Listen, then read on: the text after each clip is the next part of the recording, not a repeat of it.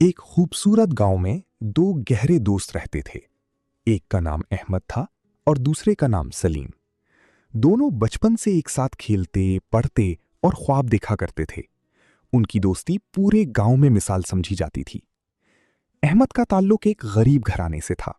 उसके वालिद एक छोटे किसान थे और माँ घरों में सिलाई का काम करती थी।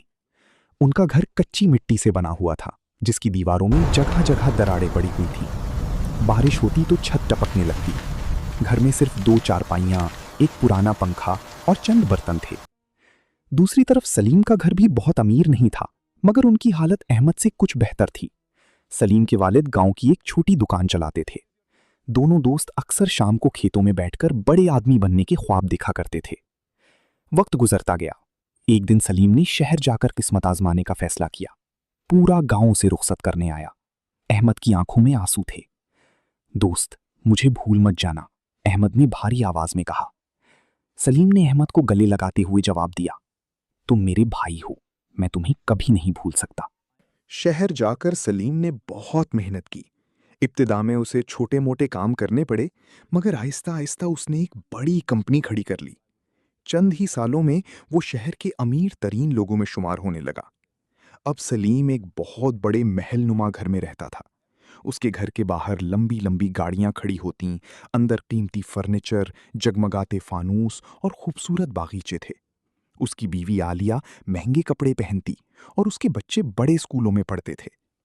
इधर अहमद अब भी गांव में अपने पुराने खस्ता हाल घर में रह रहा था।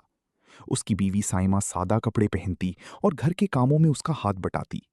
उनके बच्चे भी आम सरकारी स्कूल में पढ़ते थे। एक दिन अहमद अपने दोस्त सलीम से मिलने शहर गया। वो खुश था कि बरसों बाद अपने बचपन के दोस्त से मुलाकात होगी। मगर जब वो सलीम के बड़े घर पहुंचा तो दरबान ने उसे अंदर जाने से रोक दिया।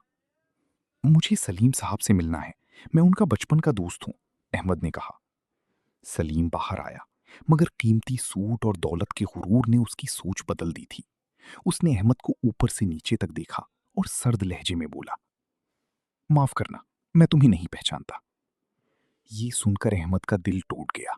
उसने खामोशी से आंखों में आंसू लिए वहां से वापसी का रास्ता इख्तियार किया। गांव वापस आकर अहमद ने हिम्मत नहीं हारी। उसने अपनी बीवी के साथ मिलकर दिन रात खेतों में मेहनत शुरू कर दी। कभी शदीद गर्मी, कभी बारिश और कभी सर्द रातें, मगर अहमद मुसलसल मेहनत करता रहा। अल्लाह ने उसकी मेहनत में बरकत डाल दी। इस साल उसकी गंदम और सब्जियों की फसल बहुत शानदार हुई। शहर के ताजिरों ने उसकी फसल महंगी दामों खरीदी। फिर उसने मजीद जमीन ले ली, जदीद मशीनें खरीदी और अपनी मेहनत जारी रखी। चंद सालों में अहमद भी एक कामयाब और मालदार इंसान बन गया। अब इसका पुराना टूटा हुआ घर एक खूबसूरत पक्के मकान में बदल चुका था। उसके घर के सामने सरसब्ज लॉन था। अंदर खूबसूरत फर्नीचर और बच्चों के लिए अलग कमरे थे। उसकी बीवी और बच्चे खुशहाल जिंदगी गुजारने लगी। मगर अहमद के दिल में आज भी आजिज़ी थी। इधर सलीम की कंपनी में उसके अपने मैनेजर्स ने बहुत बड़ा फ्रॉड कर दिया। करोड़ों रुपए का नुकसान हुआ। बैंकों ने कर्ज वापस मांग लिया। गाड़ियां बिक गईं। महल नुमा घर नीलाम हो गया। और देखते ही देखते सलीम सड़क पर आ गया। वही लोग जो कभी उसके आगे पीछे घूमते थे, अब उसे पहचानने से इनकार करने लगे। एक दिन अहमद को किसी से सलीम की हालत का पता चला।